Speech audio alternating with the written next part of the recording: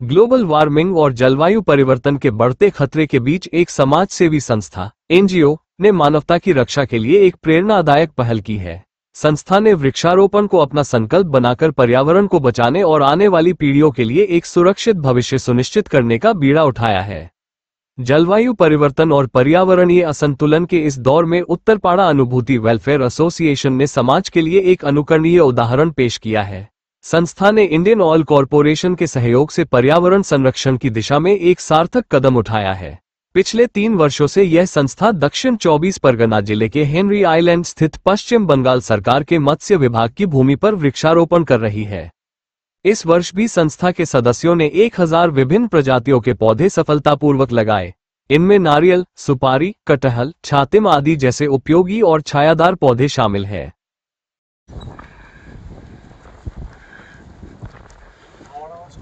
কেমন লাগছে এই প্রজেক্ট নিয়ে, কি বলবেন?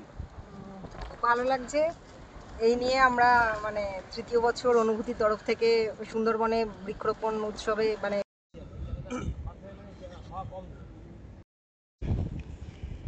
কাজ করবে তারা।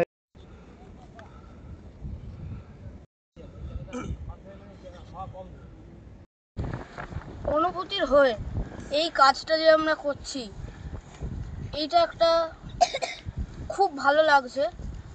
হাজার রকমের গাছ, আম, জাম, ছাতিম ও নারকেল ও বিভিন্ন রকমের গাছ আমরা লাগাচ্ছি 1000টা গাছ। খুব ভালোই লাগছে এই কাজ করে। কতটা আনন্দ হচ্ছে? খুব আনন্দ হচ্ছে প্রকৃতির জন্য এই কাজ করে। যখন আগামী দিনে আসবে তখন গাছগুলো বড় হবে, কতটা ভালো লাগছে আগামী দিনের জন্য ভেবে যে এখানে তোমরা একটা নোবেল কজে এসছো? একটা গাছ হলো একটা প্রাণ, ওই জন্য যখন এই গাছগুলো বড় হবে তখন তো আনন্দ হবেই। আর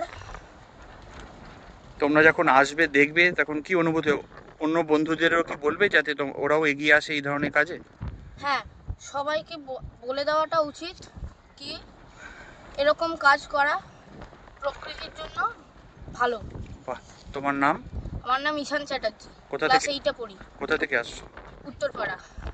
খুব ভালো লাগলো। এবার আমি এটাই বলতে চাই আরও যারা বন্ধুরা আছে তারা এরকম করেই আরও বিভিন্ন রকমের গাছ লাগাক, আর তার সাথে আমাদেরও অনেক সাহায্য করে। আমরা জানি গাছ আমাদের অক্সিজেন দেয়, কিন্তু আমরা দেখতে পাচ্ছি চারিদিকে গাছ লোকে কেটে দিচ্ছে। কিন্তু তুমি অন্যদের উদ্দেশ্যে কি বলবে?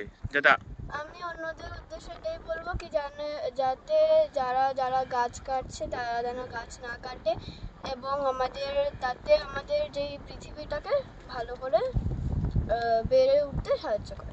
তোমার নাম? কোথা থেকে আসছো? আমার নাম আশিতা, আমি উত্তরপাড়া থেকে আসছি। ধন্যবাদ।